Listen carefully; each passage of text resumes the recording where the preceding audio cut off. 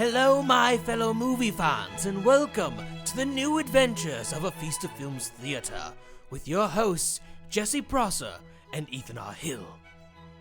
In Technicolor.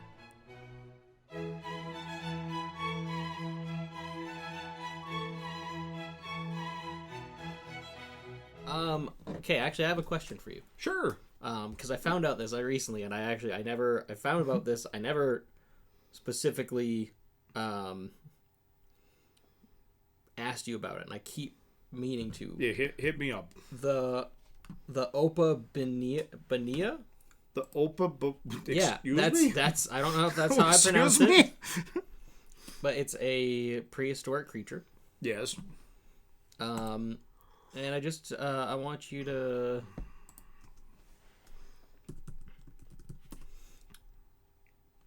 Oh, come on. How very exciting. It is very exciting. You guys should all look this thing up. Comment down below your opinions on this prehistoric creature. The Opa. Make sure to put the spelling on the Opa Benia. Yeah, Regalis. I can't speak. So I'm just gonna go down. Oh dear Lord. That's a thing that existed. It had 5 eyes. Well, it's only 10 centimeters long. That's not that dangerous. It's still freaky. I know, but like it's weird proboscis / mouth, like it looks like a Lovecraftian horror. It does. That looks like something straight out of fiction. 100%. That's perfect. But yeah, no, they found like there's fossils, pretty darn clear fossils of it too. Listen, it's part of a whole family. It's got a family. Yeah, but like that's the. Yeah, no, listen, that is freaky, but tell me when they find one that's like the size of those like giant trilobite things that they find. Then I'll be terrified. Oh, I wasn't trying to scare you. I was just trying to be like, dude, isn't this cool? Egads, what is that? But like that's the appetizer. But like yes. that's I don't know. I think that's dope. I think that like the fact that creatures, like especially asymmetrical creatures when they show up, I love that. A lot of times they freak me out. Oh yeah, well because it doesn't adhere to like the things we see in the natural world these days. Well, if you ran into that, how would you feel? Like even if I personally ran into that in the wild. Yeah. Well, first of all, I don't go near the ocean for exactly that reason. Second of all, I'd be like, oh man, clearly nobody knows what this is. I'm going to take a picture and make thousands of dollars. I discover a new species, only to then Google it and be like, oh, this is already a thing. And then it would eat you. Yes. That's what happened in Australia when my family went there. There are these tiny little... Maybe about that big. The little, yeah. And like, in Australia, there were these... I think they're called, like, I don't know the actual species name, but I believe they're called, like, blue dragons or something like that. They're these tiny little amphibious creatures that were just all over the beach. And, like, they look really cool. They've got kind of like a, like, blue and black gradient, like, butterfly thing going on. Like, in the ocean, they look really cool. And we're like, oh, that's fun. And, like, I never touched them, thank God, because I found out afterwards they apparently carry man-o-war venom for protection. So, they look adorable, however, they could paralyze you. If things look very beautiful in nature, do not touch it unless you can confirm that they're not poisonous or venomous or anything like that. It's like all the tree frogs. You can use the same logic for your Tinder profile. Confirm, make sure they're safe. Make sure they're not poisonous. But yes, tree frogs. Just like your ex-wife. Just like my ex-wife. Oh. No, like tree frogs, the same thing. Like the very vibrant ones, the poison dart frog, all that kind of stuff. They look beautiful and like colorful and like fun. Yeah. And they can kill you. Mm-hmm. No, 100%. So. But that's so many things in nature. Like if it looks cool, it's probably dangerous. Yeah, but like, I don't know, I keep meaning to ask you about that one, because I'm like, have you heard of this? Because as soon as I saw it pop up... Like, it reminds me of, have you ever played the game Spore? Does anyone remember the game Spore? I remember it. I never played it, but I remember it existing. Yeah, but like the first like stage of first two stages of evolution, when it's like you're like microscopic and then you like walk up on the land and all that. I have made creatures that look like that because you could like make the long mouth and it's like this thing walking around, and you create these like these abominations of nature, and you're like, why did I make this thing? But it's fun. It was a fun little game, but that's what it reminded me of. That's why God stays up on his.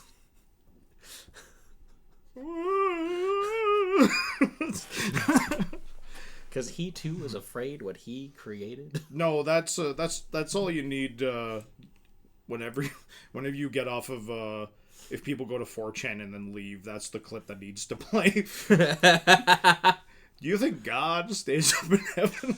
Because he too is afraid of what he created? That's an incredibly deep line for Spy Kids 2. But that's what makes Spy Kids 2 so delightfully amazing. 100%. That's about it. That's Yeah, that's the only thing. Steve Buscemi and the weird like monster things. The spider monkey. The spider monkey. Like those things. I remember that thing terrified me when I was a kid. Oh, I thought it was so cool. Like I was like, oh man, I hope there aren't real spider monkeys. And then someone said there are. Like what? And then they're not a spider monkey. See, and I knew about real spider monkeys. Monkey. Yeah. I knew about real spider monkeys, so I knew they looked nothing like that. I'm like, man, if only they looked like that. I no. Well, are we talking the giant one or the small one? The small one would probably be okay. Oh, actually, no. That like if that showed up in my house. Do you want to give spiders opposable thumbs? No, not even a little. They're already crafty enough as it is. Instead of spinning webs, they knit webs or crochet them. Just imagine like just imagine this spider up in the corner with like a bonnet on and like some knitting needles spinning out from its butt and just a sweater.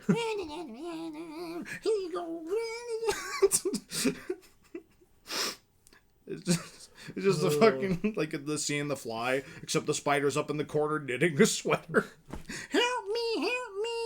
Dude, give me a minute. I'm making you a sweater. It's got 6 arms. Oh, I can see you're cold. I don't know why. I don't like my food to be cold. Yes.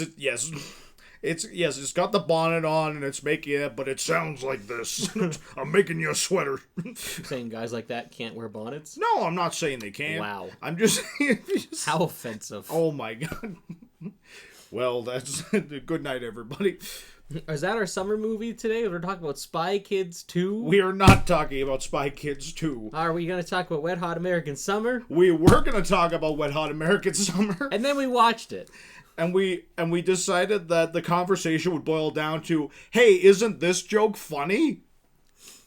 And like it's a good movie. It's a really good movie. It is a really good good summer movie. And it's a hilarious premise. Yes. But it's so absurd that talking about the jokes that are in it it's hard to just. Yeah, it is 100% a movie that you need to witness to appreciate. And that I think is a thing with a lot of comedies.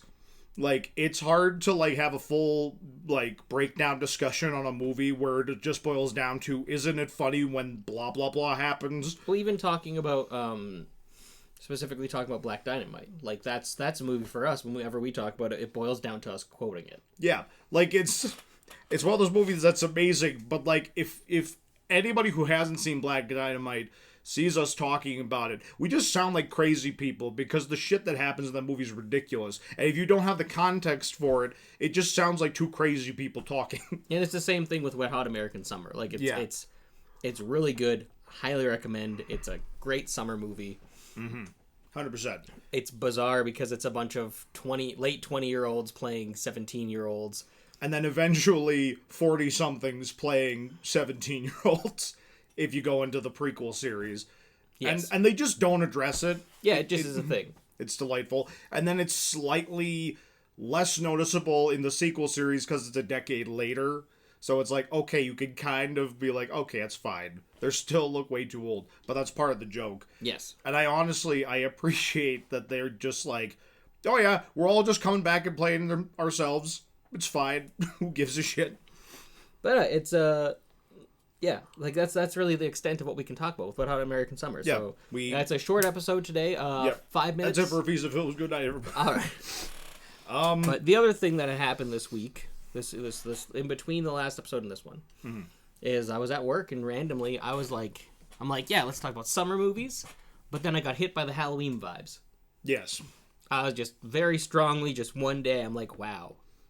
It's been Is it October? It's been very rainy in the last little while. This is before it started raining. It was still it was plus 30 out. Oh, man. And I'm like, man, I'm ready for Halloween. So I started dressing in flannel and long pants. I was sweating to death. I didn't care. I'm ready for Halloween.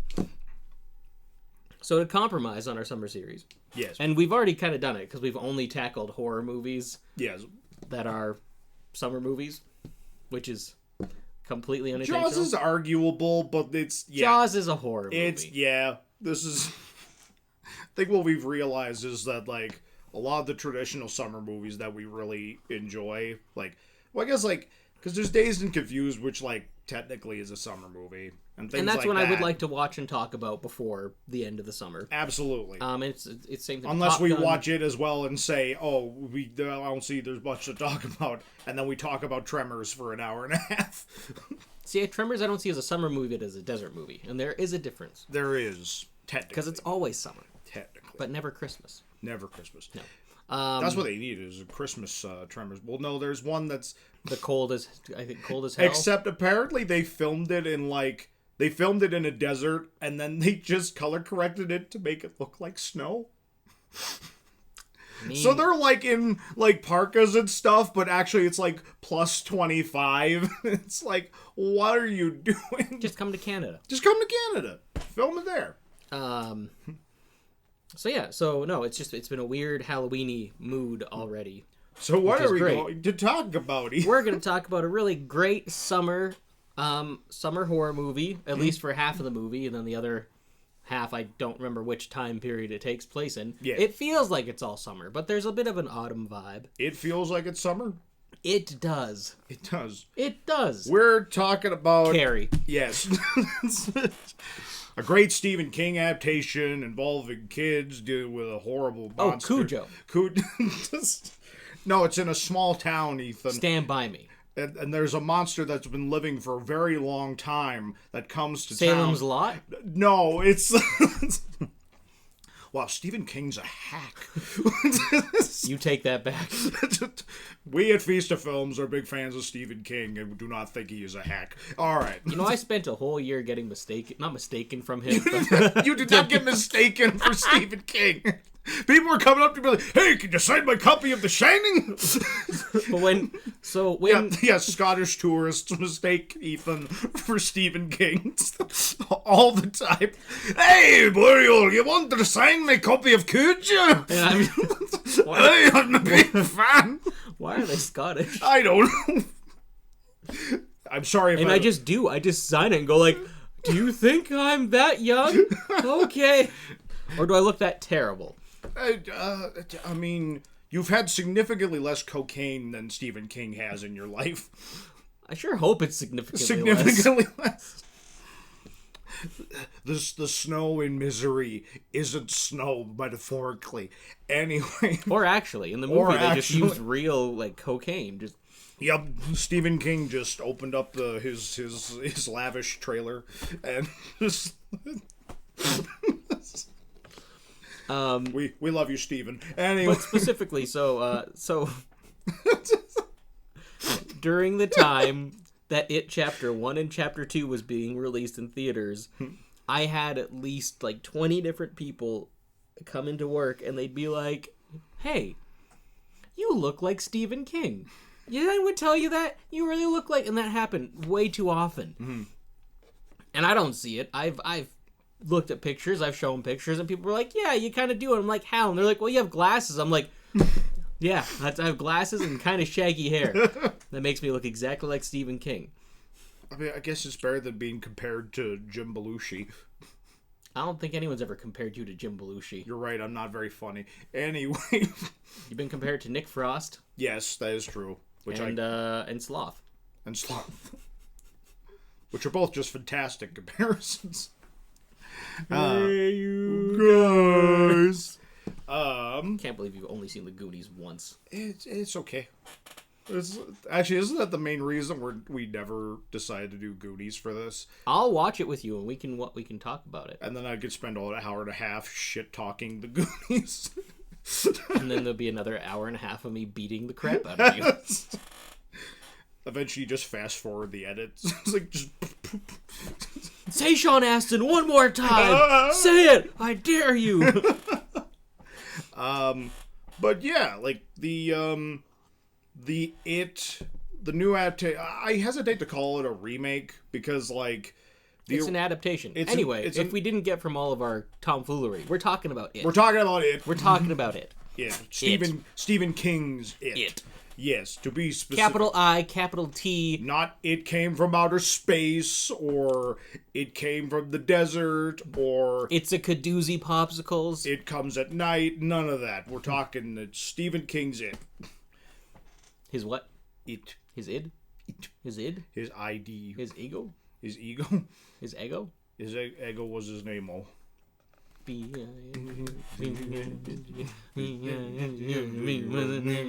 Anyway. Okay, when did it pop into your knowledge? When did what pop into my... It. Oh, this is gonna be great. I'll walk. I'll take a long walk. Yeah, oh my goodness. My recollection of when I was introduced to Stephen King's It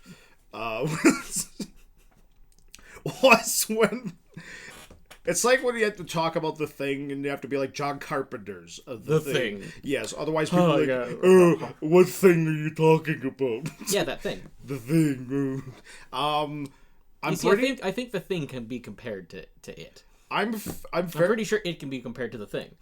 Yeah, there is a lot of shared DNA for sure between those two projects. Although obviously the source material for The Thing predates it quite a bit. What thing? Oh my god!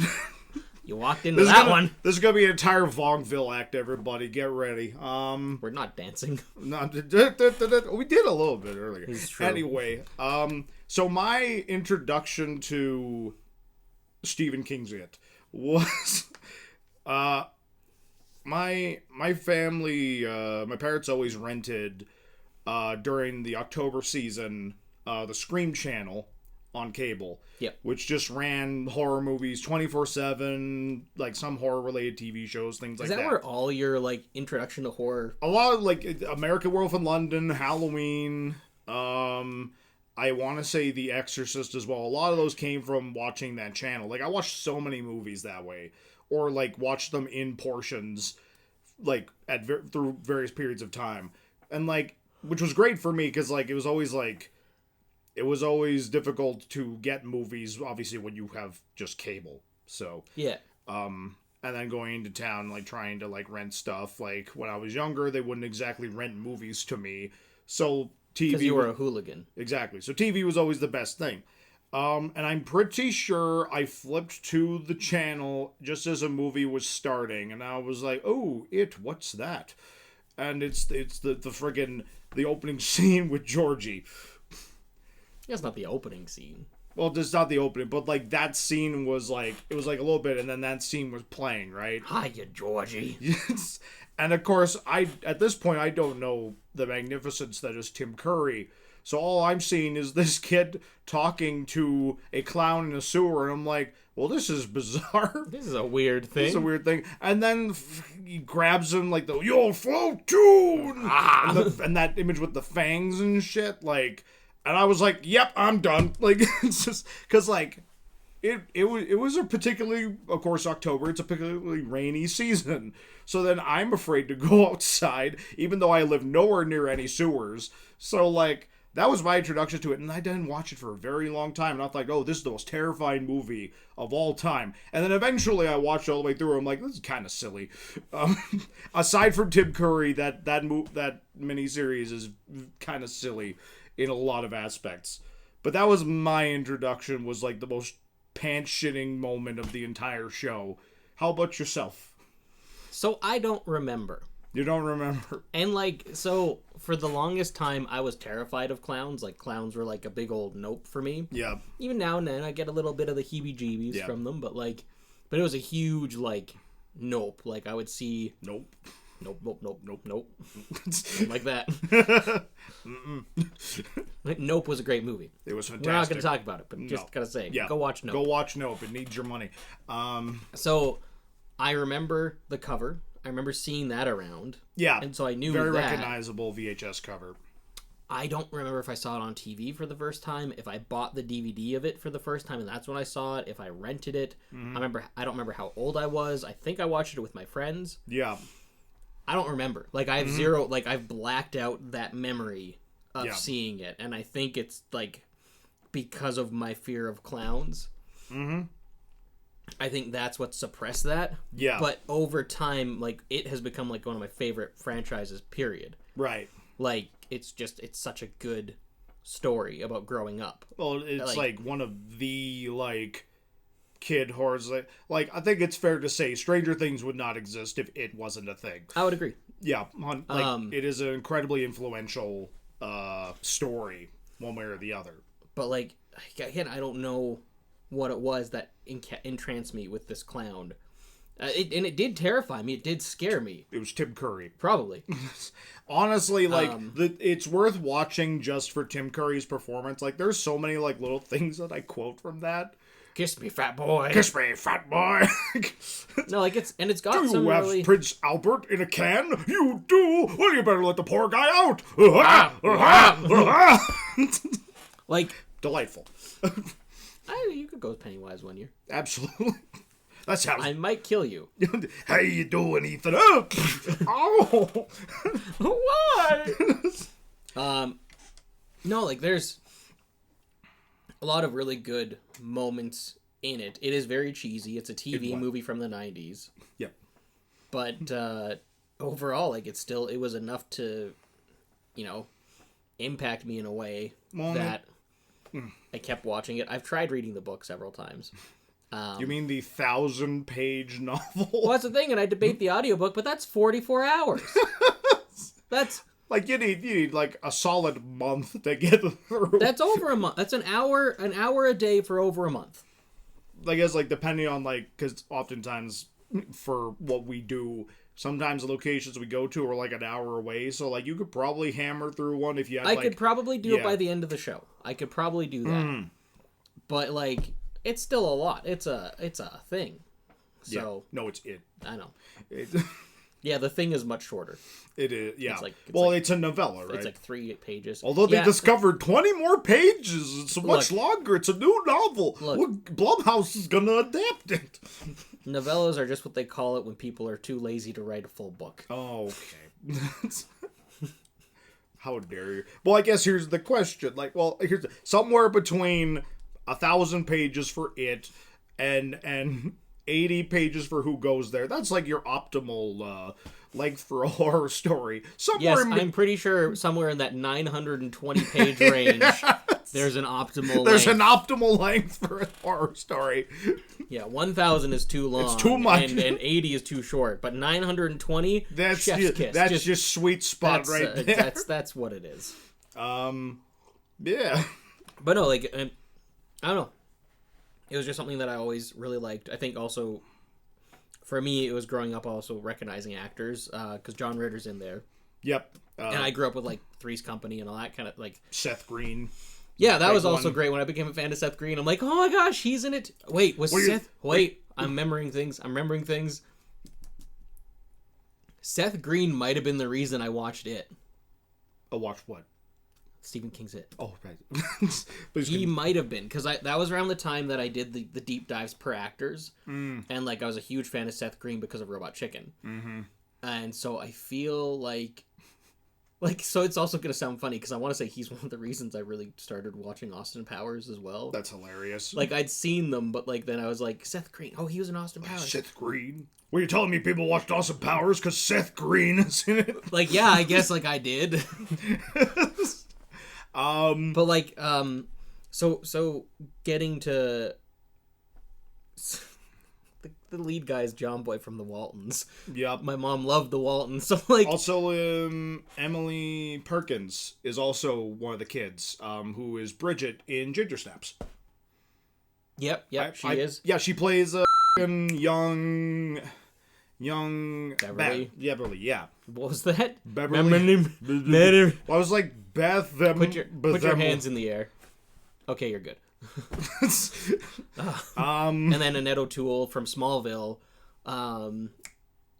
was Old Beverly. Yeah. So it's like, so there was a lot of different connections of things that I watched that I knew these. I'm pretty sure I knew Tim Curry from several things. Oh, of course. Home Alone 2 wasn't your introduction? No, my introduction to Tim Curry actually was Red Alert 2. He was played the Russian general in the cinematics. That's the first thing you saw? That is the first thing I ever saw Tim Curry in. And when I found out he wasn't Russian, boy, was I surprised. Did you also find out that he wasn't in Spies? He was in Spies. I will go to the one place unaffected by capitalism. Space. Just acting the shit out of it. But like, and then when I found out that Russians were not actually that silly, well, it was a shock to me. Were they Russian or were they dragon? Sometimes, depending on the difficulty, they'd be dragging their forces. Yes, but if you increase the difficulty in Red Alert, they would be rushing their troops out. I see. RTSs are fun. Anyway. Yes. Space. Funny enough, he's from space in that movie. They don't really go into the mythology in that movie. Not really, no. The new one definitely... Which I appreciated. I loved that in the new one. Yes, they did not bury the lead on... Well, there's one thing that they did leave out, and they only kind of just referenced. The friggin' turtle. No, the turtle was the one who gave the message to them. In the new movie? Yeah. The turtle is not in the new movie. The turtle's totally in the new movie. It is not in the new movie. Very briefly at the beginning. What? Yeah. I do not remember this at all in Chapter 2. That is not a thing. It's on one of the sketches. It's reference. He's not a character, but no, they that's what I'm saying. Like the like they do the ritual of Chud and like all that stuff, but specifically, which I'm glad they did. Yes, like they did not bury the lead on that like the original did. Because the original one, it was just like, we're just gonna go back down there and try again. If we kill it with silver, okay. I didn't realize Pennywise was a werewolf. He is. Although in the book, yes, this is the aspect. No, in the original one too, he turns into a werewolf to scare Richie. Yes, and that's like something I appreciate that they kind of updated as well with the new one. Because in the book, Pennywise is just kind of like one of the forms. Yeah, Pennywise is one of the forms, and basically what it is he just takes on the form of whatever you're scared of the most. Yeah, and and that's in the original one, and that's in the new one.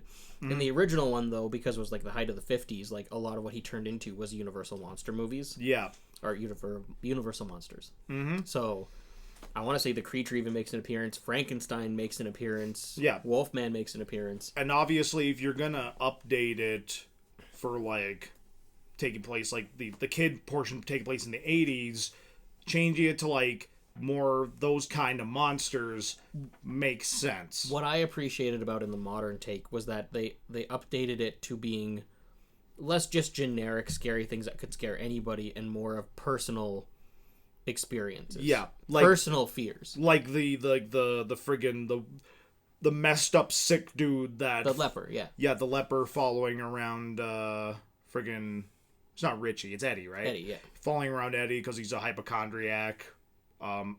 Obviously like Bev and the whole stuff with her dad, which like the fire and Mike. Yep. Georgie and Bill, like that's like I liked that. Yeah, like that felt way more like again, it also isn't like super distracting like, oh, suddenly the Wolfman's here and like although it would be hilarious if suddenly just like the original Creature from the Black Lagoon suit just shows up. It's just, oh! But no, again, that's what I really appreciated that about the new one. Yeah. And, like I know a lot of people crapped on like the second chapter. I loved it. Like I thought it was great. I legit like the casting for the adults was like pitch perfect for like 70% of them, in my opinion. Like Like, the guy honestly- they got to play adult Eddie just straight up looks like him as an adult, which is crazy. Like that. So, Oh, and I thought Bill Hader was an unexpected. absolutely. Like I wasn't expecting him to be nearly the caliber of acting that I saw, and like that was kind of when it really opened my eyes to like Bill Hader as an actor. Like he's not just improv comedy guy. Not He's just a funny guy. no, he's got talent. Like I really want to watch Barry because apparently he's fantastic and I've heard great things about Barry. right. But honestly, and they didn't do a bad job. But James McAvoy and Jessica Chastain were Yeah. kind of the weakest casting points, and that's not because they weren't good. It just was overshadowed by the fact that it was James McAvoy and Jessica Chastain. Yeah, it didn't necessarily like Bill Hader kind of overcame the fact that he was Bill Hader and did feel like an adult version of Richie. Well, it also helps that him and Finn kind of look Yeah, like, again, they're skinny, awkward guys. 100%. Whereas, like, if you look at James McAvoy and what's his name? What's the kid's name? I can't remember the kid actor's name, but I've seen him in a lot of stuff. Like he's really good. I get like, to be clear, like the cast for like the kids and the adults is solid. Oh, the cast for the 100%. kid, Jaden Martell. That's who it is. Yeah, The cast for the kids was amazing. Like they were great. Like they yeah. absolutely were pitch perfect casting. I never had an issue with them because again, that first chapter is amazing. If that first chapter is all that we got, would have been great. Would have been fine. As much as I would have loved to have seen the adult stuff. If we didn't, Yeah. great. Well, and smartly they did separate the two stories. Yes. And I think that was like, and like obviously like for the adult stuff they do flashbacks to them as kids, but that's because that stuff was really strong in that original film. So like I think they knew they kind of needed to, Yes. and also to like still have that connection to the younger ones. But smartly they kept like the first story was just like all the stuff when they're kids and kept it really tight, and then the second chapter concentrated on them being adults, and that was a very smart decision Yes. because the original adaptation, like I do find it's kind of hard to like. Again, I thought that scene with Georgie was the opening scene because it just logically makes sense to me that would be the first thing that you would show in the story. But in reality, you're right. I believe that's when that happens after Mike calls him, right? So yeah. But I personally, I love that opening. Like, I love the opening where, like, it's just a little girl playing and then she gets taken by Pennywise and you see him through the bed sheets. yeah, Like, that was an effective horror thing. Like, it's happening again. yeah. What is? Think, Bill. Think. Think, Bill. One, yeah, like it's just really effective horror storytelling, and like it's also like I would argue like there's definitely some gory bits, like that opening scene alone, like In the new one? Or in the new one. Oh, yeah. Like- No, I was expecting them to pull their punches.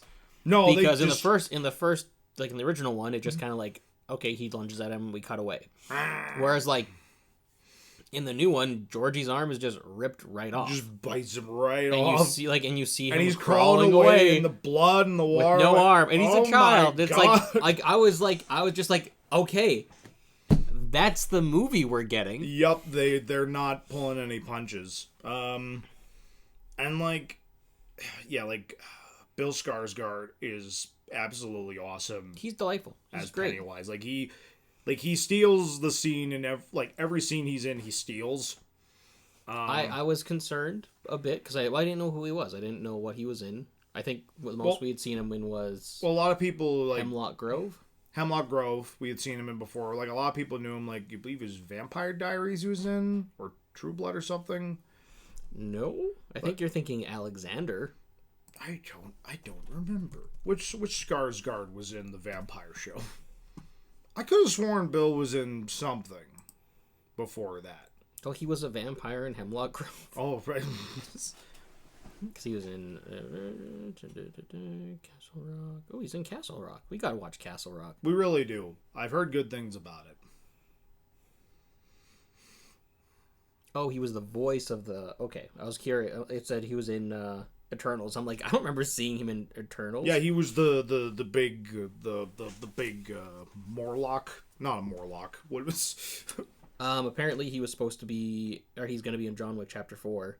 Mm-hmm. And I don't know how accurate this is. Apparently he's now the lead of the Crow reboot. I like that better than Jason Momoa. Nothing against Jason Momoa, but like he's just like he's friggin' huge, man. Like, although the current, at least according to this, the director is apparently supposed to be the guy who did Snow White and the Huntsman and Ghost in the Shell. that movie has been in such like post-production, like pre-production hell that like I'm just convinced it's never gonna happen. Which is a bit of a like I don't think The Crow is an entirely untouchable film, but filming began in July 2022. well, there it is. I guess it's finally happening. There's actually there is test footage of Jason Momoa in the Crow makeup, and he doesn't look bad, but like he's just so goddamn massive that it's like, yeah, of course he's gonna kick someone's... Like, if Jason Momoa came out of the dark with that friggin' makeup on, I'd be like, friggin', like, he looks more like, what's the wrestler with the makeup? Is it Sting? Like, he looks more like Sting than the Crow. I think you're right. Yeah. Sorry, I'm now into this deep dive of... Bill Skarsgård's career. No, apparently... there's something else coming out with it. Hmm? I'm looking it up. Well, I know they did like a VR experience with it, but apparently it was really quite good. No, it's an HBO Max thing. Oh, they're doing a new app. Oh, maybe are they doing? They finally gonna do that edit? Maybe. Waiting to find out. Unless it got scrapped suddenly. Because obviously Andrew Muschietti. Spaghetti. Andrew Muschietti, the guy who directed Chapter 1, Chapter 2, and currently was directing the Flash movie. Obviously, him and Warner Brothers have a decent relationship because of those films, so I'm hoping he gets to do his edit at some point. He wanted to, for those who don't know, he was wanting, after Chapter 2 came out, to essentially take both films and essentially, like, throw in like any deleted scenes and like possibly film new stuff with the actors and essentially do a re-edit of both films that would be closer to the format of the book. And he was talking about it being like a 7-hour long So movie. it looks like it is, because it was announced, it looks like it's actually a prequel to they're doing a prequel series. Oh. And honestly, I'm fine with that. Well, and like it's I think like you totally can do that with this particular because again they talk about like every 27 years and you see little like glimpses of when it's come back to Derry.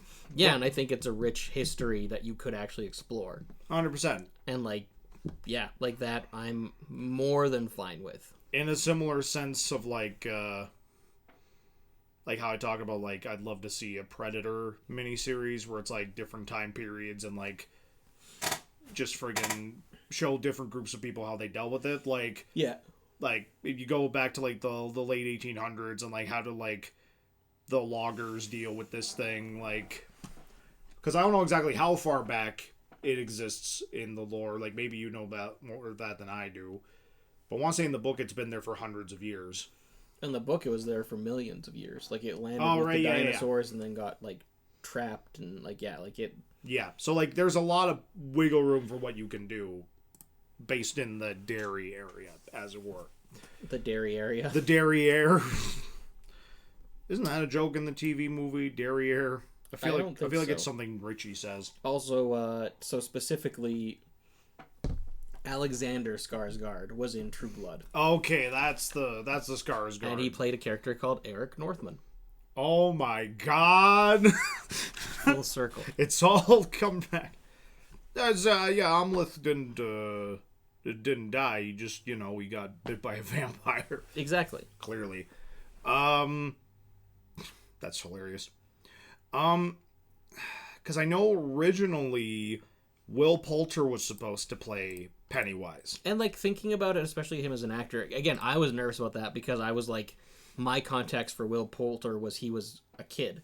Yeah. So, like, because I knew him from, like, Voyage of the Dawn Treader, where he's, like, he's maybe 13, 14. Yeah. And I'm like, why the heck would they cast such a young kid to play this character? But, like, and, but he was, in fact, an adult at the time. he was older at the time, and, like, looking at what he's acted in now and kind of how much he's grown, 100% he could have done it. Well, again, I know both you and I were, like, when we found out he was cast as Adam Warlock for Guardians 3, we were both like, okay, And then the pictures came out of we're him, like, and it's like... Jesus Christ! Like, and just...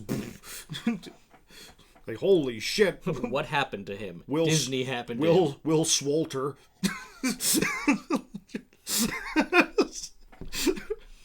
Yep, that's him. Yeah, that's... Was Mickey in the casting room? Yep, that's our guy. Oh. Oh.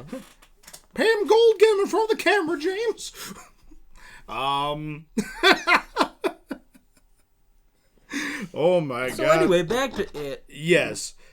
But no, like, but at the end of the day, like, Bill Skarsgård fucking killed it. Like, he was immersed in that character, and apparently, like him and the rest of the cast got on really well, but he, like, generally isolated himself from them for the most part. Mostly because he would spend, like, hours in makeup. And then he'd scare the crap out of them. Yeah. Because, I think I remember seeing behind the scenes, like, the first time they were on set, like, they didn't let the kids see him before he popped out, like, for that big scene in the house.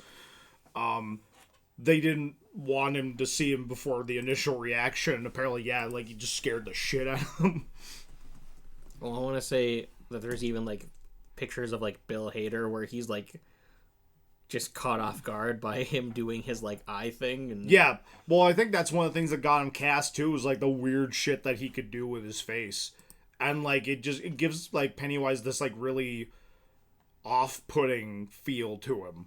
Like, just the physical acting that Bill Skarsgård, like that dance sequence in the first movie.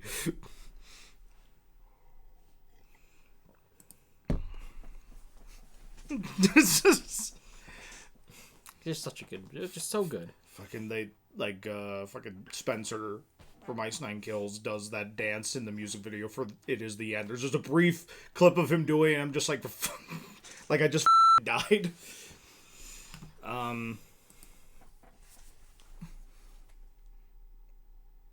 Can't feel a pulse. But yeah, so, like, when you found out they were, like, yeah, when you found they were going to do a new adaptation. Oh, I was excited. I wasn't Yeah. even, like, there was not a moment of me that was like, oh, I don't know if they should do this. I'm like, a big budget It adaptation? They're going for it. Like, well, let's do it. well, because that was around the time that, like, horror was back in an upswing. Like, this is, like, post-Conjuring. Well, and it was Warner Brothers producing it, and Warner Brothers had a great string of horror. Like, yeah, like, they were finally, like horror was finally getting the, like, kind of the fancier treatment. they had me and you going to theaters for new horror releases. Yeah, which hadn't been a thing for a while, because, like, horror kind of just fell off the wagon for quite some time with the, kind of the more extreme stuff, and then there was just, like, All the Saw films. the Saw film, yeah, there was, like, I don't like using the phrase, but, like, the torture porn films, and, like, a lot of the, like, not the Blumhouse, It was a bit of Blumhouse. the Platinum Dunes remakes, Yep. like, stuff like that. So, like, it just kind of, like, fell off the wagon. And there was cool shit happening in, like, the indie world for sure, but, like, as far as, like, stuff that was going to theaters, like, there wasn't really a whole lot of, like, big, like, events. At least Like, nothing that made us want to go. And then, Yeah. but then as soon as it came out or was announced, we were like I was like, okay, I'm gonna be there in theaters. Mm-hmm. And then as soon as the trailer came out, I'm like, I'm definitely gonna be there in theaters. Yeah. And then I think I watched the first trailer, and I don't think I watched it anymore because I wanted to keep it as Yeah. vague as possible. And I'm glad I did, because again, I loved it. Like, Like, it was a great theatrical experience. And, like, one of our friends who, like, generally she's not a big horror person. Even she went to go see it in the theater because everybody was talking about it. Mm-hmm. And like that was Did we see it a few times? we did, like, I'm pretty sure. I think I went like at least 2 or 3. I know I saw it at least twice. I think I saw it 3 times. But like it was like the first time in a while that I really thought about that, like there was a like theatrical horror event. Because I think the last one I really recalled was like, because The Conjuring was obviously a big release for people. Yes. Like The Conjuring like had like this big like thing about it's like, oh yeah, it's rated R because it's just scary. There's nothing. But like... I know me and you didn't see it until it came out on DVD. Yes, like we didn't initially go see it because again, like we had been burned before by like the horror hype train, as it were. Yes. So we did not see that one in theaters. And then before that, I think like Scream 4 was the last like big like holy crap, this is a big horror event because friggin' Scream is coming back. See, now I want to go back and look at our mine and Matt's episode on 2017 movies because I think it was my top pick, but it might have been Guardians 2. It would be neck and neck for sure. Both are great. Well, guys, this has never happened before. Were you actually going back and... I'm gonna go back. Oh my god. Entertain the people. Yo, dog, I heard you like the Feast of Films, so we're watching an episode of A Feast of Films during a recording of A Feast of Films. That's an old reference. I like that. You're welcome. Just like this movie did some old references. I remember there was a big thing because they, in one of the trailers, they showed the movie theater in the main town was showing Batman and Lethal Weapon 2. And there were so many jackasses who were like, actually, Batman and Lethal Weapon 2 would never have been in the theater at the same time because Lethal Weapon came out 5 months earlier. That was never a thing. It's like, first of all, it's a movie, calm down. Second of all, I can attest to this, small town theaters tend to get shit at weird times. So it is entirely possible that if Batman was like the big, because when did the movie take place again? Like it was during the summer. I want to say it was 89. Yeah, like it takes place in 89 obviously, but like, and during the summer, and like Batman came out that summer and Lethal Weapon 2 was also a big release. So it's possible like if both those movies were making bank at the time and the movie theater can only afford like 2 movies to bring to the cinema, they're going to pick those 2 movies because those are the big movies. So a lot of people were just kind of being jackasses about that. And Gosh, we've come such a long way from our humble beginnings. So I always thought that was like a nitpicky stuff. But then there was like I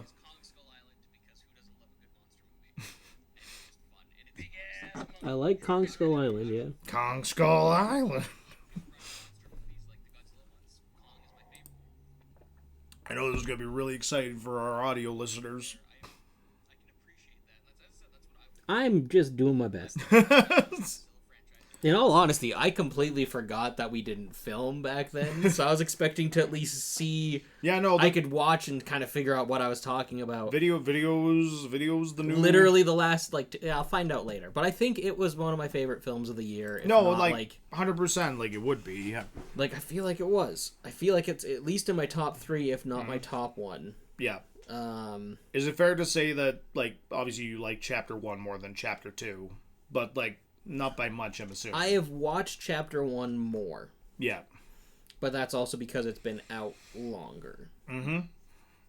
And so, like, I need to go back and rewatch. Like, I want to rewatch both. I do want to have, like a back-to-back screening. Well, I've done that a couple times now, and it's so good. I don't think I have yet. I don't think I've done that yet myself. But I've definitely seen that first film a couple times. No, Power Rangers, that was definitely my favorite film of that year. Mm-hmm. Beep, beep, beep, beep, beep. The only thing I thought was kind of weird, continuity-wise, between, like, Part 1 and Part 2.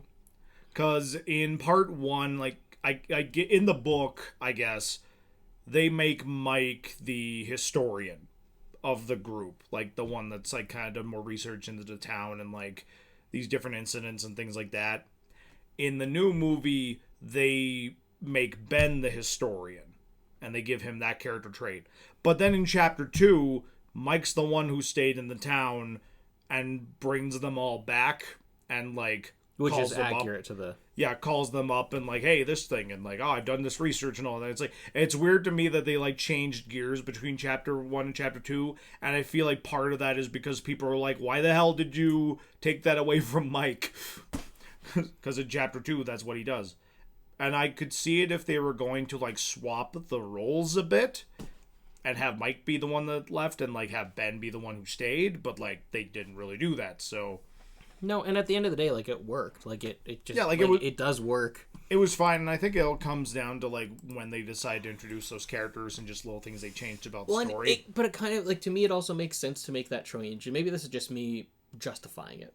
Mm-hmm. But it makes sense because you have a kid who his entire life he's terrorizing that town, and he's got to be the one who wants to get out the most. And the tragedy is that he never does. He is still trapped there. Yeah, no, of course. And then addressing that within the story itself with Byers? Yep. Yeah. The bully character. Bowers. Thank you.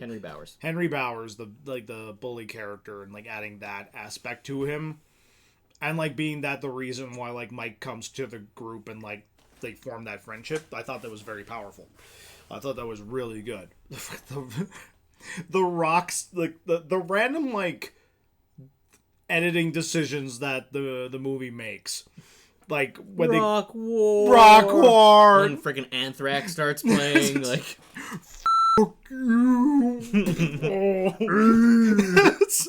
It's just so random, but like again, like it has that energy of like summertime adventures where it's just like random shit will just happen. And you just kind of like the tone of the day will change because we're doing this now, and it had that vibe. And then the other one is the new kid on the block part where they go to Ben's room and behind his door is the new kids on the block poster, and then just the kicking with the song. Yep, and then Bev and Ben make eye contact, and she just moves the door so no one else sees it. No, like it's got a good range of comedy. It's got a good range of heart. Mm-hmm. It's got a good adventure. That's probably why I dig it. Like I love films that have a sense of adventure to it. Yeah, that's kind of my big thing. Is like your movie has to have some kind of adventure tone to it. Mm-hmm. It does a really good job of setting things up in its first and second act, and then bring it back at the end. Like obviously, like you've got the cattle gun that Mike uses later, and also how they use that within the context of how they beat Pennywise is also really cool. I like that. It's a little more cinematic than the slingshot in the original. Mm-hmm. Then there's there's like all the stuff of like with Bev and like or stuff with the dad, and then how that ends up coming back in the end, how they beat Pennywise. I like that they didn't sugarcoat that. Absolutely. Like I'm like again, it's handled tastefully. Mm-hmm. Similar to what was we were talking about? That was something was handled tastefully. Oh, friggin' and Sandman. Yes.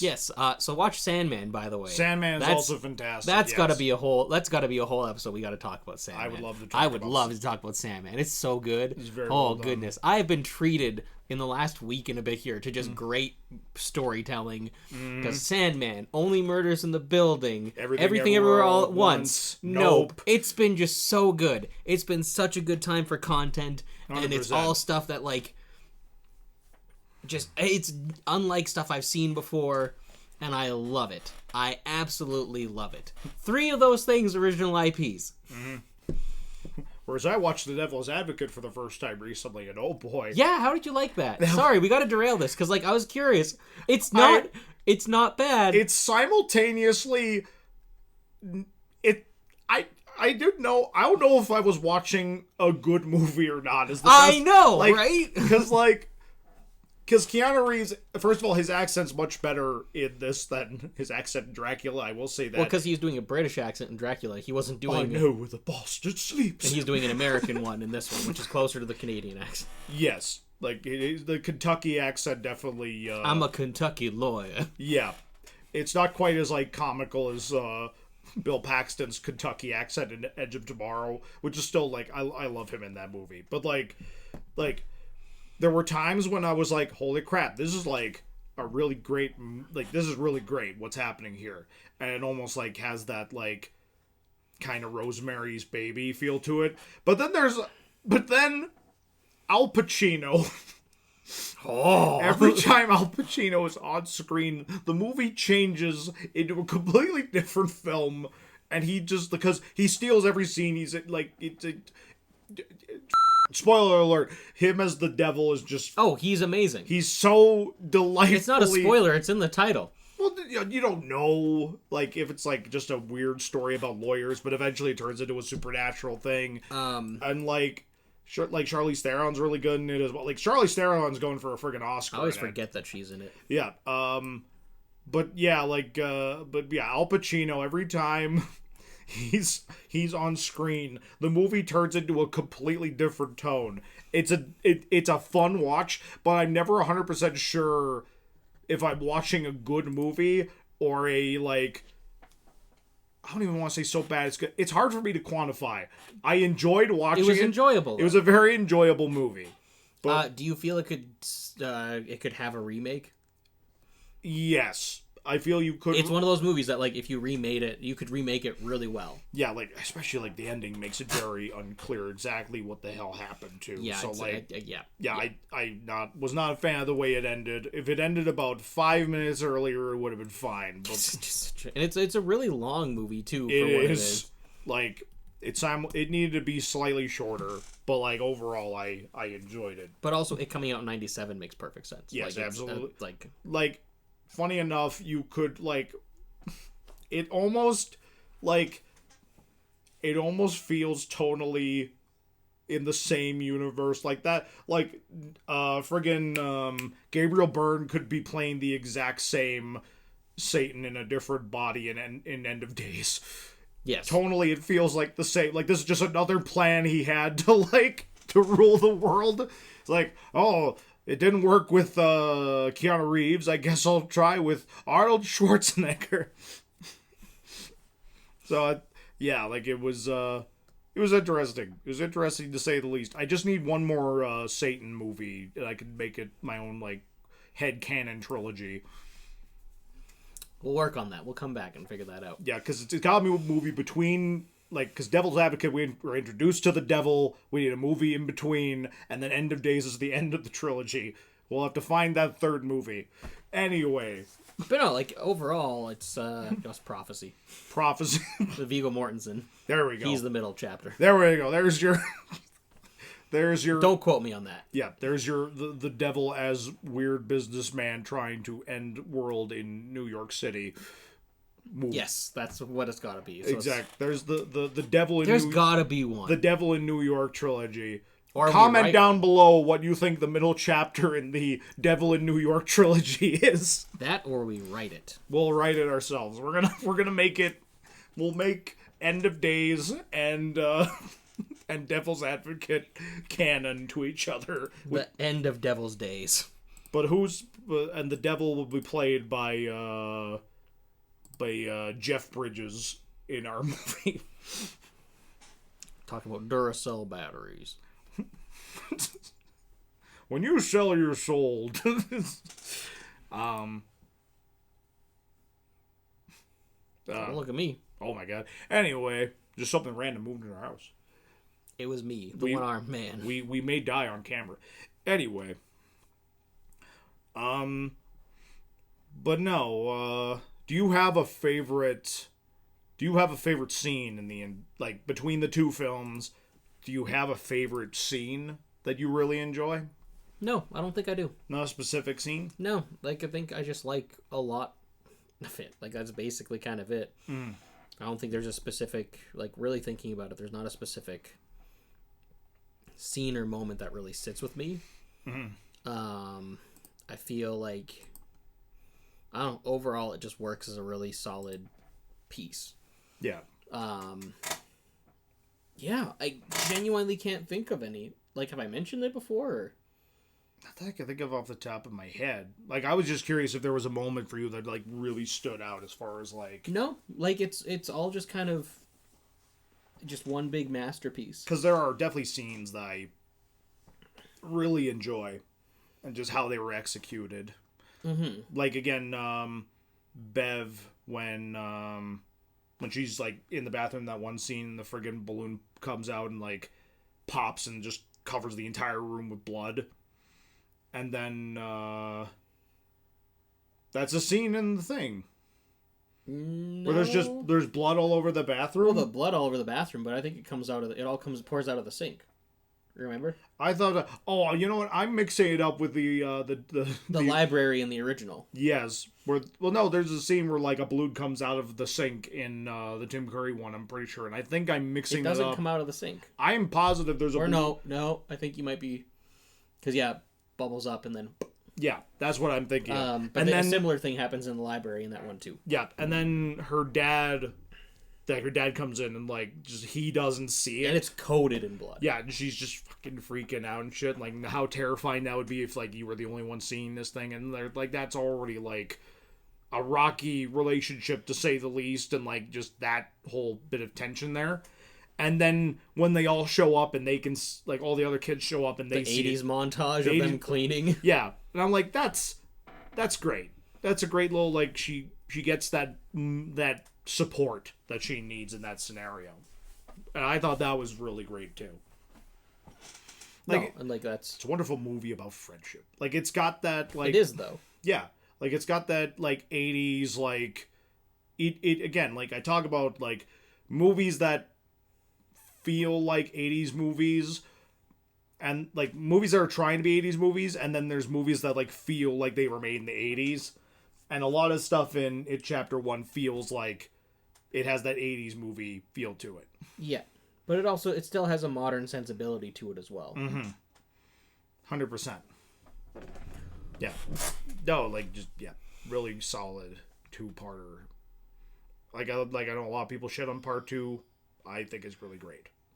You know, the fact that they bully Pennywise to death. Yes. No one likes you. Ah, stop! I feel that. Then why aren't you withering? Oh, I am. I'm getting wrinkly by the day. But you look like you're expanding. I have been going to the gym. I am. You're swollen. I'm swollen up. Pretty soon I'm gonna be sitting here. You're swollen up and slimming down. Like I won't be able to put my arms down on the chair. I was like, "Welcome to a feast of films, everyone." Put your hands up. I can't. We've got the camera over there, and there's this light right there. We've got another light over there. Just flexing for everybody. Anyway, we're talking about. The podcast is now exclusively Hulk Hogan movies. It's and sponsored by... Today we're talking about Suburban Commando, brother. Sponsored by Gold's Gym. Gold's Gym. Oh, yes. Amazing. I'm glad you're going to the gym and working that's what they needed. They needed Pennywise needed to turn into Hulk Hogan for a scene. Jeez. But like old Hulk Hogan, not 80s Hulk Hogan. It's what they're afraid Hulk Hogan will become. Yes. A racist. That'd be terrifying. Like you get that Paul Bunyan scene in the second one, except it's a giant Hulk Hogan. And then when Pennywise is singing about a dirty secret, he's talking about Hulk Hogan's, not about Richie's. I know your secret. No. Instead, Bill Hader would be Macho Man would play adult Richie. Oh, I don't know what you're talking about, brother. Oh no. Also, the music I really loved. That was something I like. Like that. I think you remember me going on about the original soundtrack, and then I just picked up the second one on record as well. Like that little, like the piano. The piano, like it's every 27 years of the track, and it is one of the most beautiful and haunting tracks. 100%. It's really, like the soundtrack's really good. Score's really good. It's shot very well. Like it has a lot, like there was a lot of like really good like frames you could take and like be solid backgrounds, or like you can do artist renditions of. Like, it's got very iconic looking scenes. Well, that's where I'd really like to see. I'd love to see something that's an original IP by the director. Absolutely. Like, I'm hoping. Like, again, I was hoping after the Flash that's what he was gonna get to do. Like, just like some cool horror shit. Or whatever he wants to do, really. But, like, he's got a clear handle on, like, how to handle an ensemble. Well, because Mama was Mama one that he wrote, or was it just one that he... I think he just... Yeah, he wrote it. Yeah. Because that was produced by Del Toro? Yeah, because he did his... he did I think the short of it, or... Yeah, he did Yeah. the short of it, and then got to make that. And Mama was pretty well. That's one I have yet to see. Oh, he's been the executive producer. Oh, now I gotta watch Lock and Key. Yeah, I've heard. Yeah, because he's the producer on that one. Yeah, I think I looked that up. Executive producer, yeah. So he's still doing shit, obviously, and like I feel so bad for him. Well, yeah, right now. Well, he's been like since It Chapter 2 for the last 4 years. He's been tied up in that Flash movie. Yeah, and now it's may or may not come out, and it's like, what's going to be the next thing? But hopefully he gets to do something after that, and he doesn't get like. I hope his career doesn't get derailed because of what happened with this movie. I don't know how much this is accurate or how much this is updated, but as of 2020, it was announced he'd be directing a remake of The Howling. Really? For Netflix, yeah. Oh yeah, no, I did hear about that. I say do it. Yeah. I heard apparently it'll be, they always say this every time, it'll be closer to the book, but like, funny enough, The Howling is a book? Yeah. The movie is very different from the book. Like the basic premise of like the werewolf colony, that stuff is there, but like they did the Howling 4 actually was just a new adaptation that was closer to the book, and from what I gather wasn't done very well. So they can only go up from there. Well, now I'm just curious. Mm-hmm. And like, so actually speaking of book adaptations with horror stuff, sorry, I'm gonna sneeze. Bless you. Thank you. I started the audiobook for the novel that Nightbreed is based off of. Ooh. Very accurate. Okay. Like, really accurate adaptation. But it helps when the writer is kind of the one behind it. And then a man who looks a lot like David Cronenberg walked in. No, that's one of the big changes, is he's fat in the book. Oh. Well, David Cronenberg wasn't going to gain weight for the role. I don't think he physically can. Yeah. Because when he sheds the weight, he literally sheds it's just skin falling off. It's horrific. Oh, yes. It's David Cronenberg. Yeah, that's... Welcome to David Cronenberg's weight loss program. Ah! Now, the first thing you're going to want to do is just get rid of this. Oh, Jesus. And we have the guest of Clive Barker as well. It's just... body parts everywhere. Yep. Yeah, their fitness tape will be called Body Parts. Featuring... doing a jumping rope with the chains from fucking... What was the actor in Body Parts? Oh, is that Jeff Fahey? Jeff Fahey. Yeah, featuring Jeff Fahey, yeah. But see, what you're gonna want to do is get in a car accident, lose your arm. That's a good 20 pounds right there. Want to lose this. That's a good 20 pounds right there that you don't need. Do you feel people just watch this and go like, what are they talking about? What's wrong with you? Watch Body Parts. It's quite good. It's like Idle Hands, but for adults. Yes. It's like the halfway point between... the Reanimator and Idle Hands? Yes. Absolutely. Jesus Christ. No, I think we got something here. We can make horror workout videos. It's gotta be a thing. I don't think I'm like at all capable of being like a spokesperson for working out videos at all. Yeah, I'm not exactly there myself. At least you're doing it. I'm sitting here just enjoying my life. I don't hate myself. Fair enough. So I guess here's the next question. Is this your favorite Stephen King adaptation?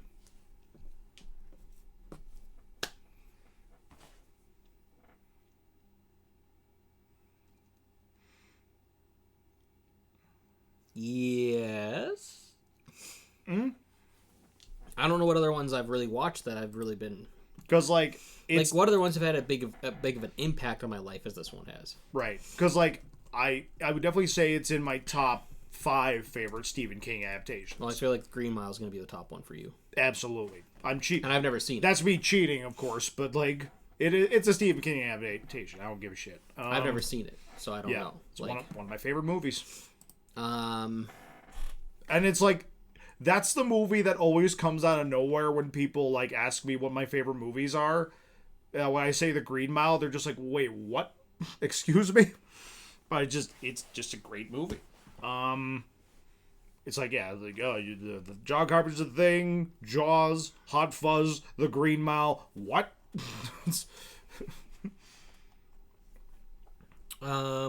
Crap.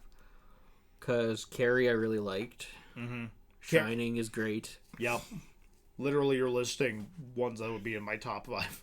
I think I've actually seen most of them. I haven't seen Firestarter. Because it would probably... yeah, continue. I haven't seen Lawnmower Man. Mm-hmm. No, I haven't seen that. Shawshank Redemption is just, like... Yeah. Shawshank Redemption is just just a damn good movie. I forgot The Night Flyer was a Stephen King. Which was surprisingly really good. It was also just really weird. Yeah, absolutely. Like, that is one that, like, I think, like, Shout Factory is leaving money on the table if they don't give that a Blu-ray at some point. And B, that is 100% one that you could remake. Like, do a new adaptation.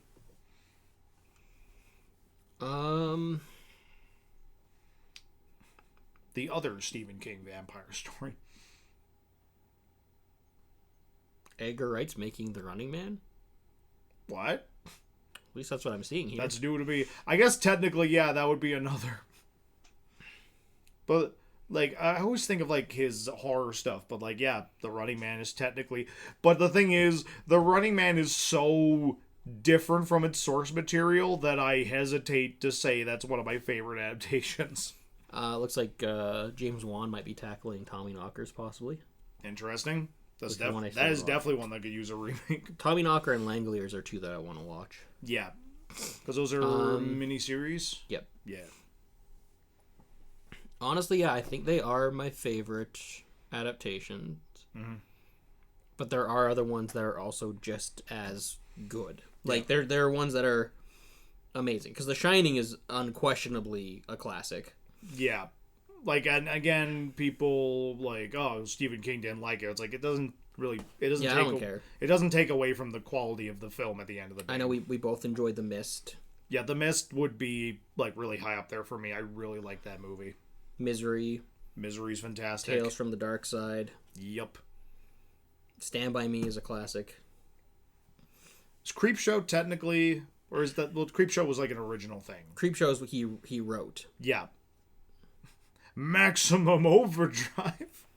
Creepshow he wrote. Cat's Eyes he wrote. Silver Bullet he wrote. Christine would also be, like, easily in the top 10 as far as adaptations are concerned. Pet Cemetery. Mm-hmm. Well, I still want to see the remake of that just to see how it compares. I'm still on the fence. Yeah. But, like, it's hard to compare to Pet Cemetery too. But if I had to get rid of all other Stephen King adaptations, like straight up adaptations, not ones that he wrote screenplays for, yeah, I would probably keep It Chapter 1 and 2. Yeah. Like, for me, like, I can't, like, if I was excluding The Green Mile, like... Again, I've never seen it, so, like, yeah, we can get rid of Green Mile. How dare you? No, like Green Mile would definitely be like... Michael Clarke, who? Oh, you, how dare you? I miss Michael Clarke Duncan. How can you not?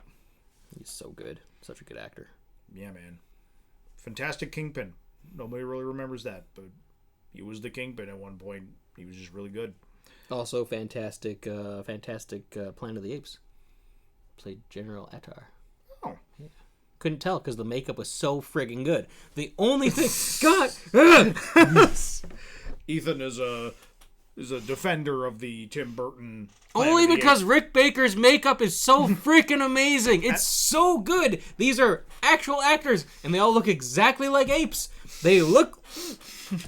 It's not like just a guy in a gorilla costume. It's not just like... And it's funny because that's kind of where he started. Like, that's kind of like... Because there's that octopus movie, that weird one. But then, like, he did Schlock, and, like, he was constantly in gorilla costumes. And constantly working on, like Mighty Joe Young and all that kind of stuff. Perfecting the technology.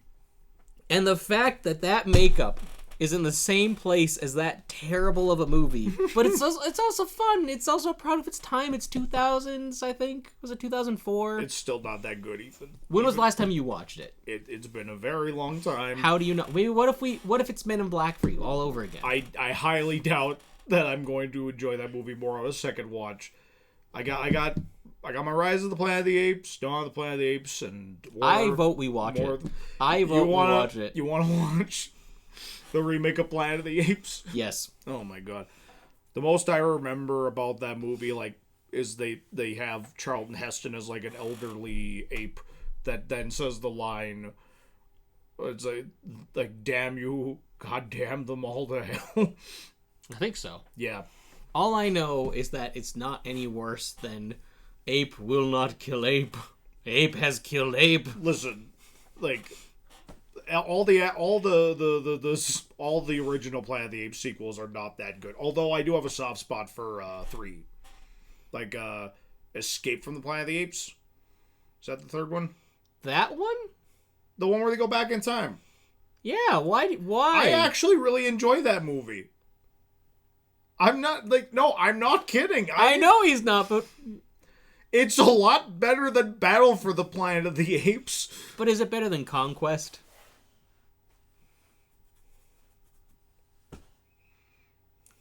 Tough to say. That's the one where Caesar like breaks out at the beginning of the Ape Revolution, right? Like it does. That is the payoff of the causality loop, obviously. Because apparently Planet of the Apes is a causality loop. My point, though, is the Mark Wahlberg one isn't that bad. And you know what? We'll rewatch it. Maybe it'll be... The ending is horrendous. I agree, the ending is bad. Yes. Maybe it'll replace The Thing as my favorite movie of all time. Who knows? I doubt it. I highly doubt it. I'm not saying it's your favorite movie of all time. I'm just saying... you seem really, really passionate about defending. Because Rick Baker's makeup deserves better. People need to stop crapping on that movie. Mainly for his makeup. Like, that's really it. Yeah. Like, if the makeup was terrible, if the makeup looked just exactly what it did in the 1960s ones, like, okay. Mm-hmm. Where there was all basically the same ape face on every single ape. Yes. But no, they were all distinct characters. They all were slightly different features, and, like, it was so good. Mm-hmm. No, I'm not going to disagree with you. And it was all practical. No CG. It was all, like, actual, like, people. No, and I can appreciate that, but, like, you can't deny the mocap apes in the... They look good, but I can still tell they're CG. I did, like, when you get to Dawn and War, like... No, you can still tell they're CG, but what I love about mocap is that, yeah, the character might be CG, but the eyes aren't. Yeah. Like, they retain the humanity in the eyes. That's what even made, like, when Andy Serkis was, because he was Godzilla, I think. Was it? He was Godzilla in the first one, yeah. And there's that close-up shot of his face. And you see the eyes of Godzilla, and you're like, oh, there's a character behind those eyes. Yeah. That's the stuff I love. That's what I love. Yeah. But mocap for me is still... I'm very torn on it. Because, like, mocap in the sense of Tintin, amazing. I loved it because it was an animated movie... But it had a realistic feel to it, and it was fun. It was just good. Yeah. More like, I still very much, like, because I guess, who's doing the Alien TV show? Friggin', like, that studio is doing the Alien TV show. Weta? Yeah, Weta is doing the Alien TV show, apparently. And I'm very curious about, Like, because again, like I love Studio ADI, and like their stuff with the aliens has been fantastic, and like I really like I feel like they finally got it right. Like, say what you want about the Predator, their Predator suits were really solid, and then for Prey, I really like what they did with the Feral Predator, and I love me some practical suits. I'm very curious what you would get if you like from mocapping like the Alien or the Predator. Mocapping Alien will look better than mocapping Predator. Right. Because Alien specifically, they have such a distinct body shape. Yeah. And you can push it more. You can make it, with mocap, you can make it more of an animal. Yeah. Well, and more of a monster rather than... You can do a bit more with like the contortionist aspect of them, and like really, you can really push that, and I think that's what Alien needs at this point. Yeah, just because make them freakier. Because man in suit or just CG just makes really kind of awkward movements. Yeah. And it works fine for the original stuff because again, product of its time. But like, I know a lot of people like. I'm probably gonna get a lot of crap for this, but like to me, the best. Some of the best Alien stuff to me was in the first Alien versus Predator movie. Yes. As far as like the look of the combination, like the look of the suit, how they did, how they acted. Yeah, like to me that first AVP movie, not a great movie. The Predator stuff was kind of crap in my opinion, but like the aliens were like spot on. Well, I even liked how they went out of their way to make the aliens all like. They had distinct aliens as opposed to just... like the great alien with the thing. Like, I liked that. They actually like they showed these things aren't just like because you get a little bit of drones, but you get a little bit of obviously you get a bit of it in Alien and Aliens, like you get a little bit of that, but they kind of forget about it with Alien 3 and Resurrection, and then they brought it back for with Resurrection. They're just killing machines. That's absolutely all they are. There's nothing, which is weird. Because in Alien Resurrection, they're supposed to be like semi-human, but you rarely see like personnel. There's the scene with Brad Dourif mirroring them, which is great. Like Brad Dourif just needs to be in everything. Brad Dourif's the best part of that movie. Brad Dourif's the best part of like name a movie that he's in that he's not the best part. But it's not the Jeff Goldblum thing where you could improve a movie by replacing somebody with Brad Dourif. I think the addition of Brad Dourif, like not replacing him, but Brad just Dourif as an addition would elevate any movie. A little extra spice. Put him into Star Wars, just as an extra character. Why hasn't Brad Dourif been in Star Wars yet? He's too weird. Really? Yes. Well, I think it's only fair if Mark Hamill can play Chucky. Brad Dourif could be in Star Wars. Brad Dourif can play Luke Skywalker. Yes. Perfect. But like suddenly I'm terrified of Luke Skywalker. Like the only movie I can think of that he's in that he isn't like the best part or like, but even then, no, he steals the scenes that he's in because like Lord of the Rings. Yeah. Like he's not necessarily the best part, but he's whenever he's there in Two Towers, like he is a presence. He steals those scenes and just like you heard about his eyebrow thing, right? Yes, where they had to shave his eyebrows for Worm Tongue. Mm-hmm. And then they did it. He grew his eyebrows back, and they needed him back for reshoots. And so he's like, "Oh yeah, so I'm going back." And he tells his girlfriend, he's like, "Yeah, so I have to shave my eyebrows again." And she just starts cursing him out and just like, "Oh, that's hilarious." Because yeah, like they could try and cover them up, but it's just easier. Just do you remember like Dirk Gently? Yeah, season 1 and 2. Yeah. I can't remember the character's name, but like the holistic assassin. Yeah, that's his daughter. That's Brad Dourif's daughter. Not that I don't believe you, but I don't believe you. And apparently they do flashbacks in the Child's Play TV show, and she plays young Charles Lee Ray in it. That's hilarious. Yeah. Like, because, like, I didn't initially think about watching that show. I know, now looking at her, it's like... Yeah, like, right? You can't unsee it. But yeah, but they put her in, like, prosthetics, apparently, and they have her play a young Charles Lee Ray. She's 40? Yeah. Would never have guessed. I thought she was in her, like, mid-20s, maybe, in 100%. That show. But yeah, I never made that connection before, but I'm just thinking about it now is just like, hey, that person. That's amazing. Yep. Absolutely.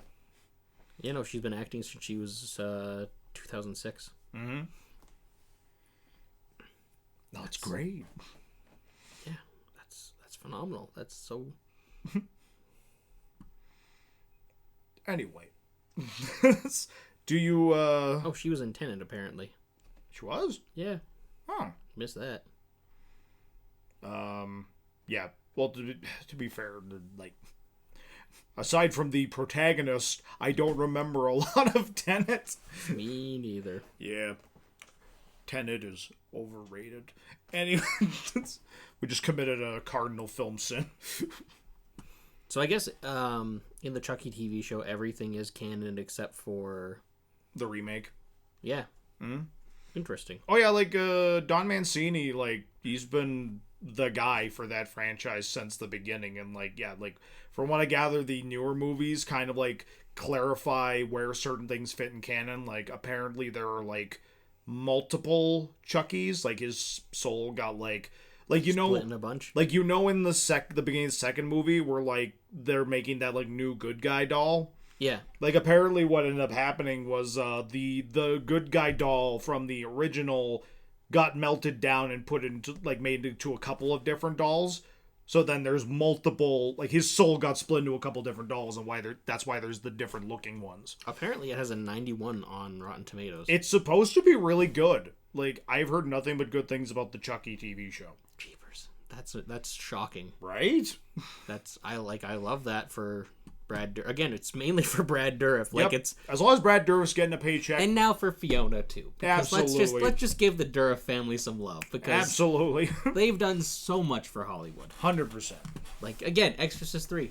We talked about body parts earlier. He's great in that. Oh, right, too. And he's such an in Body Parts, he's so good because he's just like... This is now a Brad Dourif appreciation podcast. The question is why Brad Dourif was never cast as Pennywise. Exactly. We brought it back. Yeah, or the Joker, for that matter. Because that would be... too terrifying. Remember Tim Curry was too scary to play... which brings it back to it as well. Yeah. Tim Curry was too scary to play the Joker. Brad Dourif would be too scary as Pennywise. No, Brad Dourif would be too scary as the Joker. Actually, no. Brad Dourif was supposed to play Scarecrow in... that would be amazing. When Tim Burton was going to do the third one, he was supposed to play Scarecrow in that. Oh, look, Brad Dourif as the Penguin, Brad Dourif as Catwoman would be amazing. I really like Brad Dourif. He's a great actor. Like, because and I think I was saying this to you, any movie that I've seen him in, he's kind of stolen the show. Like, it's, 100%. again, One Flew Over the Cuckoo's Nest. He's such a, he's there. Mm. He's not a major character, but he's amazing. But his performance in Exorcist 3. We should just do a podcast on Exorcist 3 one day. I feel like we have. I know we've talked about it quite a bit, but I mean, we'll just tackle the Exorcist franchise over Halloween. I would love that. That sounds great. Well, Stay tuned for the Exorcist deep dive. We can rewatch The Beginning and Dominion with Trent. The TV show to cleanse our palate. Oh, the TV show was so good, and I'm so disappointed there's not a season 3. 100%. Bring back season 3! And bring back Brad Dourif as the Gemini killer. No, that's the thing! You could just...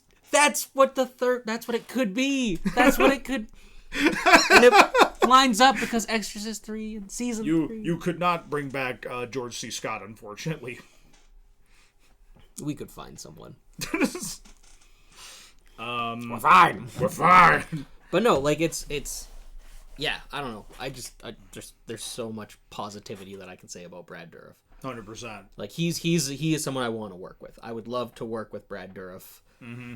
Because and it wouldn't even be like, man, like, I don't even know directing him if I'd even have to do anything. Just be like, just do your thing. And I just sit there like a child, just... You gonna... is that... So that's action, Ethan? Yeah, no, go whenever you're ready. Yes. Whenever you're ready. Do your thing, please. Are you cutting anytime soon? No, keep going. There's no more words to... Just sit there. The card's filling up, Mr. Hill. Let it fill. Perfect. Like, yeah, like, he's one of my favorite actors, and like, I don't have a reason why. I don't really have he's just mm-hmm. He's one of those a great character actor. He's just a great, he puts his heart and soul into it, and he just nails it every time. Yeah. And no one talks about him. No one, like, there's just, like, I guarantee you there are people who do, but, like, Oh, yeah. no, anytime I talk to anyone in the mainstream, and I'm like, oh, yeah, Brad Dourif, and they're just, who? Who's that? He's Wormtongue in Lord of the Rings. And then they're like, who? It's like the guy who's Saruman's sidekick. Oh, yeah. That guy was weird. And amazing. Yes. Yeah. No. So good. Big fans of Brad Dourif on the show. But yeah, in Body Parts, his character was so unlike anything else he played because he wasn't the bad guy. We just assumed he was gonna be, and then it's like, he's not. And it's like, yeah. Because even in Resurrection, when he's that weird scientist, like, he's not the bad guy, but like he's just weird. He's so skeezy. Like, he's just like that scene where he's like mimicking the alien is so fucking, like, it's really so good. And then his death as well is like super brutal. So anyway, about it. Yes. I guess, do you have any more to say about it, or is it time for a question of the day? I think we covered it and then some. Like, just really great 2-parter, a lot of fun. It's got those summer, like childhood summer. Well, the entire vibes first part is in the summer. Yep. Well, even that's like Eddie's whole thing is like, we're kids. This is summertime. No, that's what I love. I love actually that bit is just the amount of time. It's like, we're kids. It's summer. We're supposed to be having fun. If someone says we're going to be having fun, I'm going to hit them. One more time. Like, I love it. Like, it's so good. And it's a story about growing up. Yeah. And what it means to grow up and what it means to forget your past. Like, I love. And also with, like, in addition to part 2, like, dealing with your childhood trauma. Yes, 100%, and facing it as opposed to trying to run it or trying to fight it. There's a difference between that. Like, it's acknowledging, hey, it doesn't have any power over me. Exactly. Like you're not you are not defined by your trauma. Yeah, 100%. And again, it's facing it and being like, hey, I'm moving on with my life. You don't scare me anymore. Yeah, like, it's just so good. It's just so good.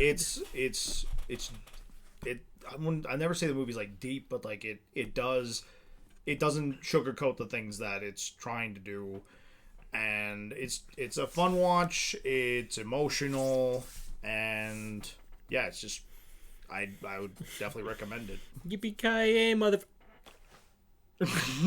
So good. But yes, question of the day, and it's not which Brad Dourif performance do you like the most? Because I think we've covered that. And it's not what's your favorite Stephen King adaptation, because we also covered that. If Pennywise was going to take a form to scare you, what would it be? You. Well, I guess. No. You're on to me. No, I think we discussed this before. Like, if Pennywise was coming after me, and not like if I would, if in this scenario, what? Be a salad? Oh, how dare you, you asshole! My favorite one, like that interview with Mark Ruffalo. How you doing? Mark Ruffalo and, like, I think they were doing like Age of Ultron 2, and like there's that one British comedian. I think his name is Josh. And like they were asking about what he was scared of, and then like Mark Ruffalo interrupts him and is like, girls over 12. Just look of pure, like, well, Hulk was my favorite character until now. What the heck, Mark? What the hell, man? No, I think we discussed this before. If Pennywise was going to come after me, like, and I'm like say I'm like in the scenario, I'm like 10 to 12-year-old, like the kids are, like 100%, it would be a giant spruce beetle. That's fair. Like that, because that's those things I've got. You ever gotten bit by? They're also called longhorn beetles, depending on like where you live and all that shit. It's just a beetle. It's not just a beetle. They're terrifying. They're not terrifying. And they pinch so hard, like they draw blood, man. They are brutal. So like you make one of those like 5 to 6 feet tall, it'd be terrifying. That's what Pennywise would turn into. Just a big bug. So we're talking kid version of us. Yes, 100%. Was the kid version of you. Probably Nosferatu. Yeah. Kid me was terrified of Nosferatu. That's legit. Like, That's pretty legit. like that's that, like just the shadow and like the long fingers and stuff like that. See, my introduction to Nosferatu was the SpongeBob episode with the hash slinging slasher. No, even in the SpongeBob episode when he popped up, like I had flashbacks like the first time I saw it, because I first saw him when I was 5, Right. and it was that eyewitness monsters thing that I've talked about before. That's the first time I saw Nosferatu, and that like stuck with me. So anytime when I'm walking past, like even now, if I'm walking past like a dark hallway and I can't You're just see expecting Nosferatu to be flipping the switch. Well, that's why the in Midnight Mass, the design. Spoilers. It's been out for a while. It has been out for a while. And it, like, again, like I was talking to Kristen Lehman about it when I was. We just name drop like Yeah. that. Jesus Christ! I got to work with her. It was cool. I was talking to her about it. You ever see me name drop? You literally name dropped Alec Gillis. I did do that. But I got to talk to her a bit about Midnight Mass, and we were talking about it, and she even was like, I don't know why the vampire thing was such a spoiler, because, like, it's pretty apparent. And I'm like, honestly, as someone who knew, like, I got the twist ruined for me, like, yeah. It was very, like, it was, like... Oh, yeah, the second... Even, like... The second you see, friggin' Pruitt with the trunk... Yeah, like in the first episode. That's such a like familiar Salem's Lot, like familiar, like friggin' Fright Night, all that stuff. Yeah, it is such an iconic vampire. So thing. I don't know why it was such a big reveal. Like it was like literally like in the first episode. Well, it's funny because like my buddy Chris, like because he had watched it and I hadn't yet. This is like years back when it first came out. He's just like, yeah, it's a really unique take on vampires. I'm just like, it's vampires. He's like, I'm sorry. Because you hadn't seen any of it at that I point. hadn't seen any of it, like, and again, as soon as you watched the first... my expectation was, oh, it's gonna be like weird demon-y ghost shit, and it's like, oh yeah, vampires. I'm like, oh, okay. But the design of that creature, and especially that one shot when like the sheriff turns off that light and you see it in the window. Oh yeah, that feeling there is my biggest fear of looking out windows. That's why I always have the blinds. And his reaction is... That's my reaction. And that's why, like, as you've noticed, living with me for how many years now... Blinds. The blinds are always drawn at nighttime. There is no open blinds. I don't like looking out windows. Yeah. I look less looking into them because that would even be more scary. Because it's something in my house. Just, yeah. Yep. So, 100%.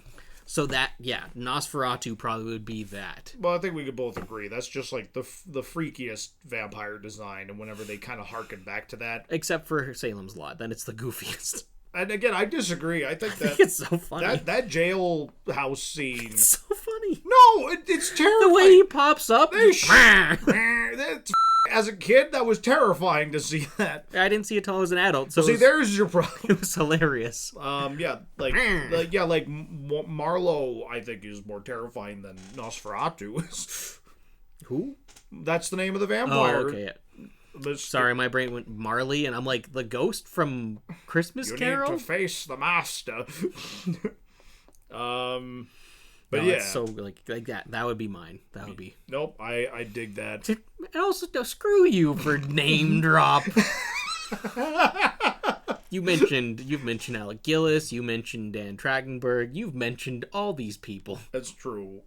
But I would never like, I was buddy with them. I wasn't. I said I got to talk to her. I thought it was really cool. It was really... 100%. It was a really nice conversation. Yep, she sounds awesome. She was very friendly. Excellent. Super nice lady. Alrighty. So it was really... And it was cool getting to... Like, it was literally... It was a really cool scenario because I didn't see Midnight Mass when she started on the show. Then I went on that hiatus and binged Midnight Mass. Came back to work... and then realized who she was after the fact. Well, I'd met her and we had talked, like, just, hey, how's it going? That kind of casual work conversation. Yeah. Well, and the timing was funny because, like, I had just watched it as well. Twice. Yeah. It's really good. It's really good. Midnight Mass is fantastic. Highly recommend. So I just watched it. I'm like, dude, Midnight Mass is so good. And then, like, yeah, you're like, I'll get to it. And then that happened, like, over your hiatus there. And it was fun, like, getting the updates whenever you, like, finished a couple episodes. And you're just like, man, it's really I did not sleep. Not because, like, I was scared, but because, But you just like, kept watching. It's I engaging kept as hell. watching. One, you're just like, I think we were on episode 4. You're just like, hey, this is what I think is gonna. This is what I think it is. Oh, yeah, it was like episode 2. He's like, I think I know what this is. You're just like, you're kind of on track, but like, there's still one big thing you haven't considered yet. And you're like, oh my god, like this thing. You're like, oh, just wait. Like, it's yeah, worth the watch. 100%. Recommend it. Do it. Absolutely. So this has been another delightful episode of A Feast of Films. I had a lot of fun talking with you about it. Chapter 1. Thank you. I'm glad I could be here. And then... and then... Says the one who's been here for every episode. Oh my god. But then... and then just going off into a bunch of other directions is always fun as well. Yeah, of course. That's the joy of a podcast. We don't know what we're talking about. And I think it's more fun this way anyway. Exactly. That's that's how you have fun. That's all this is. It's fun. No one's watching this. No one cares. Hi, people who are actually watching this. No one's watching this. Hello to our 20 consistent viewers. We love you all. And you guys keep the wheels greased around here. You keep the lights on. We're getting no ad revenue. This is nothing. This is a whole lark. Are we even uploading these anymore? I don't know. Are we even watching them? Oh my god! Is the camera on? Is this thing on? Ethan, where can don't do that. That's gonna. I have to take those peaks out. No, you don't. Just turn them down. Yeah, okay, fine. How dare you? Anyway, where can the people find you, Ethan? I'm gonna tell them in Morse code. I don't know Morse code. This high quality entertainment. One of our mutual friends called it Morse code. Morse? She thought it. That's what she thought. Who's? I'll tell you after. No, were you there for it? I think I might have been. Morse code. I forgot. Do you mean Morse code? Morse code? Do you think? No, you weren't there because that was on Heartland. So. Oh, but was it? I think I told you about it. Is it who I think? It's 100% who you think. Okay, that's really funny. Oh God. But Morse code? Morse code? Yeah.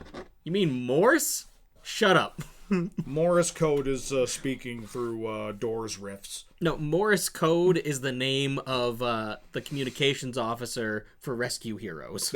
Morse code. I just brought back a bunch of memories by referencing Rescue Heroes, didn't I? I've never seen Rescue Heroes. You didn't grow up with that? No. Billy Blaze? Nope.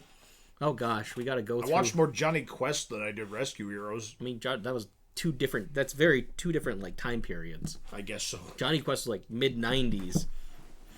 And like, unless like, are you talking the OG Johnny Quest or are you talking like the remake? I don't know. Whatever was on Cartoon Network. Both. There was a 1960s cartoon and then there was the, like, it's the animation. It was probably the 1960 ones because Okay. I remember it being very Scooby-Doo-esque. So in the 90s, they like remade it as like a pretty like a 90s remake of that show. Checks out. And it was awesome. I loved it.